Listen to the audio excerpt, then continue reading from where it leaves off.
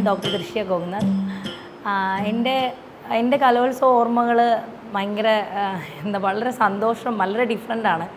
കാര്യം 10 വയസ്സ് മുതലേ കലോത്സവത്തിൻ്റെ ഭാഗമായിരുന്നു എല്ലാ കാലത്തും. അപ്പോൾ ഈ കലോത്സവം ഒരു +2 ഒക്കെ കഴിയുമ്പോഴേക്ക് കലോത്സവം കഴിഞ്ഞു പോകുമല്ലോ. അപ്പം നമുക്ക് ഭയങ്കര സങ്കടമാണ്. കാര്യം ഈ ഓർമ്മ എല്ലാ കാലവും നമുക്ക് ഒരു ഊർജം തരുന്ന ഓർമ്മയാണ്. എൻ്റെ അച്ഛനായിരുന്നു എൻ്റെ ഫ്രണ്ട്, ഫിലോസഫർ, ഗൈഡെല്ലാം. അപ്പോൾ ഞാൻ അച്ഛനോട് ചോദിച്ചു, അച്ഛാ ഇങ്ങനെ കലോത്സവം കഴിഞ്ഞു പിന്നെ നമ്മൾ എന്ത് ചെയ്യും? അപ്പോൾ അച്ഛൻ പറഞ്ഞൊരു കാര്യം ചെയ്യും, തുള്ളൽ പഠിപ്പിച്ചോ, അപ്പം നിനക്ക് കൂടി പോകാമല്ലോ. ഞാൻ ഓർത്തു. അങ്ങനെയാണ് ആദ്യമായിട്ട് ഞാൻ 12th പഠിക്കുമ്പോഴാണ് ആദ്യമായിട്ട് ഒരു കുട്ടിയെ തുള്ളൽ പഠിപ്പിക്കുന്നത്. അപ്പോൾ അത് എൻ്റെ 17ാമത്തെ വയസ്സിൽ. അപ്പോൾ അന്ന് എനിക്കും ഹയർ സെക്കൻഡറി 1ാം സ്ഥാനം കിട്ടി, ഹൈസ്കൂൾ പഠിക്കുന്ന ആൾക്കും 1ാം സ്ഥാനം കിട്ടി. അങ്ങനെ ഞങ്ങൾ രണ്ടുപേരും കൂടെ ഒരുമിച്ചാണ് എൻ്റെ അവസാന കലോത്സവം കോട്ടയം ജില്ലയിൽ നടക്കുന്നതാണ്.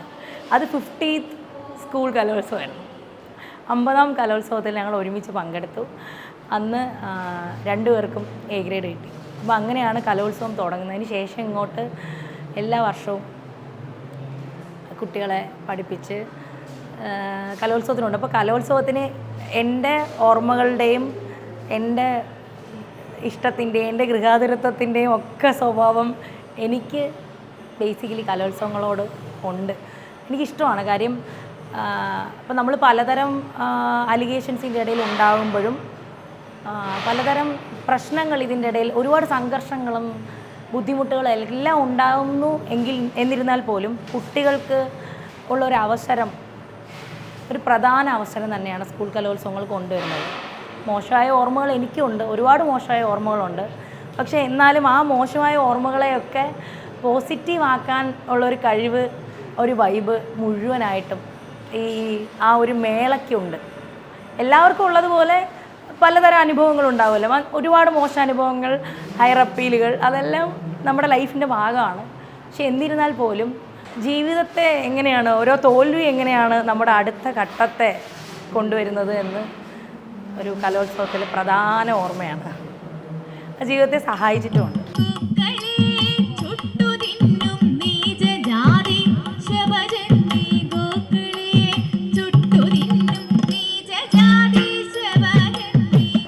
പഠിക്കുന്നവരുടെ എണ്ണം പെൺകുട്ടികളാണ് കൂടുതൽ. അതിപ്പോൾ കലാമണ്ഡലത്തിലായാലും മറ്റ് തുള്ളൽ സ്ഥാപനങ്ങളിലായാലും ഒക്കെ തന്നെ പഠിക്കുന്ന കുട്ടികളുടെ എണ്ണം പെൺകുട്ടികളാണ് കൂടുതൽ. പക്ഷെ അരങ്ങിൽ നിലനിൽക്കുന്നതോ അല്ലെങ്കിൽ അരങ്ങിൽ സജീവമാകുന്നതോ പുരുഷന്മാരാണ്. അപ്പോൾ അത് ഈ പറഞ്ഞ എല്ലാത്തരം ഈ കാലത്തിൻ്റെ സാഹചര്യങ്ങൾ അതിനെയും ആശ്രയിച്ചിരിക്കുന്നുണ്ട് എന്ന് എനിക്ക് തോന്നിയിട്ടുണ്ട്. അതായത് സ്ത്രീകൾ അരങ്ങിൽ നിന്ന് ഒഴിവാകുന്നു, തൊഴിലിടങ്ങളിലേക്ക് സ്ത്രീകൾ വരാതിരിക്കുന്നത് പോലെ തന്നെയാണ് കലയും. ഡിഫറൻ്റ് അല്ല. ഇത് തുള്ളൽ, കഥകളി എന്നൊക്കെ പറയുന്ന ഒരു പുരുഷാധിപത്യ സ്വഭാവമുള്ള കലകളാണ്. കാര്യം വളരെ കുറച്ച് ബുദ്ധിമുട്ടുണ്ട്. വേഷം കെട്ടിക്കാനായാലും അതിനെ ഓർഗനൈസ് ചെയ്യാനായാലും ഒക്കെ കുറച്ചധികം ബുദ്ധിമുട്ടുണ്ട്. അതുകൊണ്ട് അതിനൊരു പുരുഷാധിപത്യ സ്വഭാവം എല്ലാ കാലത്തും എല്ലാവരും കൽപ്പിച്ചു കൊടുത്തിട്ടുമുണ്ട്.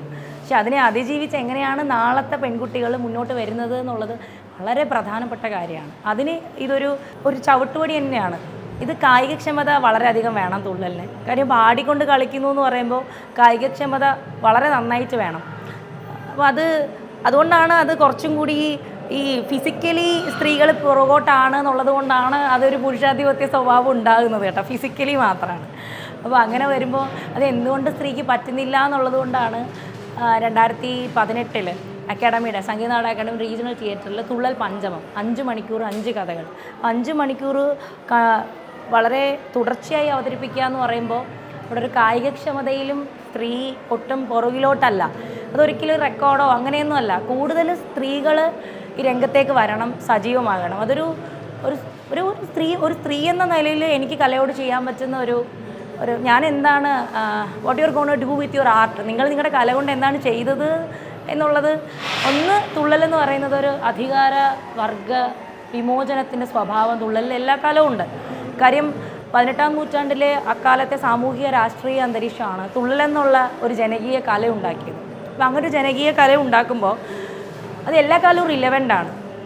അധികാരം എങ്ങനെയാണ് സാധാരണ ജനങ്ങളെ വളരെ മോശമാക്കി ഇപ്പോഴും കലയിലുമുണ്ട്. അത് ജാതിയുണ്ട്, വർണ്ണമുണ്ട്, വർഗമുണ്ട്, നിങ്ങളുടെ നിറമുണ്ട്. ഇന്നല്ലേ ബോഡി ഷെയ്മിംഗ് ഒക്കെ നമ്മൾ ഇത്രയും കാര്യമായി ഉപയോഗിച്ചിരുന്നത്. ആ കാലത്തിനോടുള്ള ഒരു കലാകാരൻ്റെ ശബ്ദമായിരുന്നു തുള്ളൽ.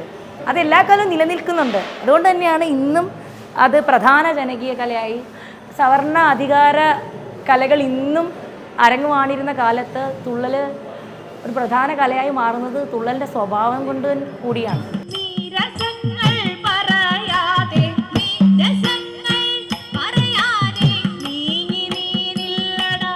നമ്പ്യാരുടെ 3 ഇനം തുള്ളലുകളുണ്ട്. ഓട്ടൻ, പറയൻ, ശീതങ്ങൻ തുള്ളലുണ്ട്. ആ പറയൻ തുള്ളലുകളിലൊക്കെ ആ വ്യക്തമായി പറഞ്ഞത് അത് ഇന്നും കൃത്യം തന്നെയാണ്. വാക്കനാരുടെ വംശമാകിന പാൽക്കടൽക്കു പിറന്ന ഞാൻ വാക്കിനാരോടും ഇന്നു കിഞ്ചന തോൽക്കയില്ലതു നിശ്ചയം. ഞാൻ പാക്കനാരുടെ വംശത്തിൽ പിറന്നവനാണ്, പറയനാണ്. വാക്കിനാരോടും ഇന്നു കിഞ്ചന തോൽക്കയില്ലതു നിശ്ചയം. നിങ്ങൾക്ക് ജാതി കൊണ്ടോ വർണ്ണം കൊണ്ടോ വർഗം കൊണ്ടോ അധികാരം കൊണ്ടോ പണം കൊണ്ടോ നിങ്ങളുടെ അപ്രമാദിത്യം കൊണ്ടെല്ലാം എന്നെ തോൽപ്പിക്കാൻ പറ്റും. പക്ഷേ വാക്കിനാരോടും, കാര്യം എനിക്ക് ആ വാക്കുച്ചരിക്കാൻ എന്ത് വേണം? ജ്ഞാനം വേണം. അത് ഞാൻ ആർജിച്ചിട്ടുണ്ട്. അത് ഉള്ളിടത്തോളം കാലം പറയാനായാലും ഇവിടെ ആരായിരുന്നാലും ഞാൻ അപ്പോൾ അതന്ന് ഇന്ന് ജാതി ഇല്ല, എൻ്റെ അഭിപ്രായത്തിലില്ല. അപ്പോൾ അന്ന് അത്രയും ഉണ്ടായിരുന്ന കാലത്താണ് നമ്പ്യാരത് പറഞ്ഞു വെച്ചത്. ശരിക്കും പറഞ്ഞാൽ തുള്ളൽ മറ്റ് കലകളിൽ നിന്ന് വ്യത്യസ്തമാകുന്നതും പുതിയ തലമുറ തുള്ളൽ പഠിക്കുന്നതുകൊണ്ടുള്ള ഗുണവും അതുതന്നെയാണെന്നാണ് ഞാൻ വിചാരിക്കുന്നത്. ഓരോ തവണയും പുതിയ പുതിയ കലോത്സവ ഓർമ്മകളാണ്. ഓരോ ജില്ലകളിൽ കലോത്സവം നടക്കുമ്പോഴും ആ ജില്ലയുടെ ഒരു അന്തരീക്ഷം കൂടി കലയെ ഉണ്ട് കേട്ടോ. അപ്പം അത് എല്ലാ കാലവും ഉള്ളതുപോലെ തന്നെയാണ്. പക്ഷെ എന്നും പങ്കാളിത്തം, തുള്ളലിനൊക്കെ ഇപ്പോൾ പങ്കാളിത്തം വളരെ കൂടുതലായിട്ടുണ്ട്. ഒരിക്കലും കുറഞ്ഞു പോയിട്ടില്ല. എല്ലാവരും ഇപ്പോഴും തുള്ളലൊക്കെ ഉണ്ടോ എന്ന് ഇടയ്ക്ക് ചോദിക്കും. പക്ഷെ പങ്കാളിത്തത്തിനൊന്നും കുറവ് വന്നിട്ടില്ല. ആ ഒരു സ്പിരിറ്റ് കലോത്സവത്തിന് എല്ലാ കാലവും ആ ഒരു സ്പിരിറ്റ് ഒരിക്കലും കുറയുന്നില്ല. ആ കുട്ടികളുടെ ആ ഒരു ആർജവം കുറയുന്നതായിട്ട് ഫീൽ ചെയ്തിട്ടേ ഇല്ല. ആരോമൽ എൻ്റെ ശിഷ്യനാണ്. അപ്പോൾ അവരൊക്കെ കലോത്സവത്തിൽ വന്ന് നമ്മളോടൊപ്പം നിന്ന് കുട്ടികളെ പഠിപ്പിച്ച് അരങ്ങിലെത്തിച്ച് എ-ഗ്രേഡൊക്കെ വാങ്ങിച്ച് പോകുമ്പോൾ ഒരു ടീച്ചർ എന്നുള്ള നിലയിൽ നമ്മുടെ മനസ്സ് നിറയ്ക്കുന്ന ചില സന്ദർഭങ്ങളാണ്. അതൊക്കെയാണ് കലോത്സവം നമുക്ക് തരുന്ന ചില ഒരു ഭയങ്കര വൈകാരികത തോന്നുന്ന നിമിഷങ്ങൾ അതൊക്കെയാണെന്നാണ് ഞാൻ വിചാരിക്കുന്നത്. അത് നമുക്കൊരു അഭിമാനമാണ്. കുട്ടികൾ വീണ്ടും വരുന്നു. അതുപോലെ തന്നെ എൻ്റെ അടുത്ത് പഠിച്ചിരുന്ന പല കുട്ടികളും സംഗീതം ഐച്ഛികമായിട്ട് എടുക്കുന്നു. അവർ വീണ്ടും കലോത്സവം കാണാൻ വരുന്നു. അവരൊക്കെ എപ്പോഴും നമ്മുടെ കൂട്ടത്തിൽ തന്നെ ഉണ്ടാകുന്നു. അവർ എൻ്റെ പിന്നിൽ പാടുന്നു, അവരെൻ്റെ പിന്നണിയിൽ പാട്ട് പാടുന്നു. ഈ ശിഷ്യർ തന്നെ പിന്നണിയിൽ മൃദംഗവും പിന്നണിയിൽ പാട്ടും പാടി ഞാൻ തുള്ളൽ അവതരിപ്പിച്ചിട്ടുണ്ട്. അപ്പോൾ അതെന്താ എൻ്റെ ലൈഫിൽ ഈ ഒരു കാലത്തിനിടയിൽ വെച്ചിട്ട് ഏറ്റവും എന്നെ നമ്മൾ കണ്ടൻറ്റഡ് ആകുന്നു എന്നൊക്കെ പറയുന്ന ചില സാഹചര്യങ്ങളാണ്. ഞാൻ എൻ്റെ പോസ്റ്റ് ഡോക്ടറിൽ ചെയ്യണം എന്നാണ് വിചാരിക്കുന്നത്. അപ്പോൾ ഇനിയിപ്പോൾ അതിൻ്റെ ഒരു ഇതിലാണ് എൻ്റെ ഒരു ആലോചനയിലാണ്.